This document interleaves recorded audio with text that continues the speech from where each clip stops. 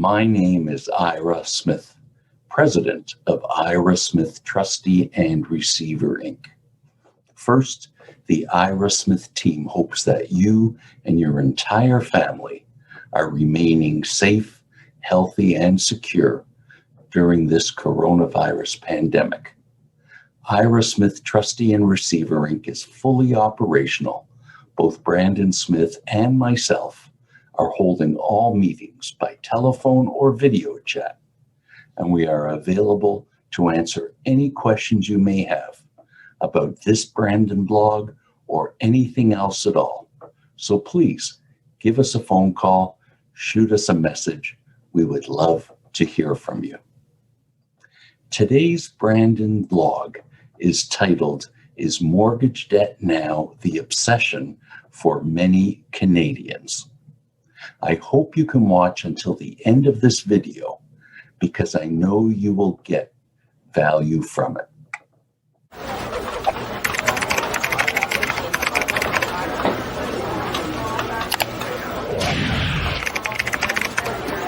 Is mortgage debt now the obsession for many Canadians? Brandon writes about recent information released by Statistics Canada and Equifax Canada. At the beginning couple of months of the pandemic, consumer debt, household debt was decreasing. It makes sense. Lockdown orders, stay-at-home orders, businesses shut down, less spending going on, really only spending for essentials.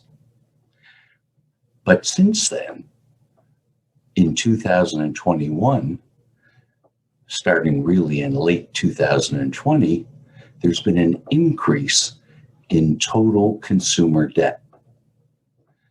Brandon writes about this today in the blog below. Credit card debt is actually at its lowest point in 6 years, but mortgage debt has grown astronomically. So in the blog, Brandon looks at the issue of the mortgage debt surge that is responsible for pushing Canadian consumer debt levels higher. Canadian consumer debt right now is at $2.1 trillion. He looks at what this increase in debt growth, household debt growth, may mean for the Canadian economy. Talks about the central bank having raised the stress test to try to cool the real estate market down, especially for British Columbia and Ontario, effective this past June 1, just a week or so ago. Brandon then looks at other reasons why household debt is high. It's not just mortgage debt, but it's also debt related to people's homes. There's been a huge, significant increase in home equity lines of credit. So mortgage debt has increased dramatically, meaning people are applying for and getting larger mortgages, no doubt related to the increased housing prices, perhaps also for refinancing to pay down high interest credit card debt.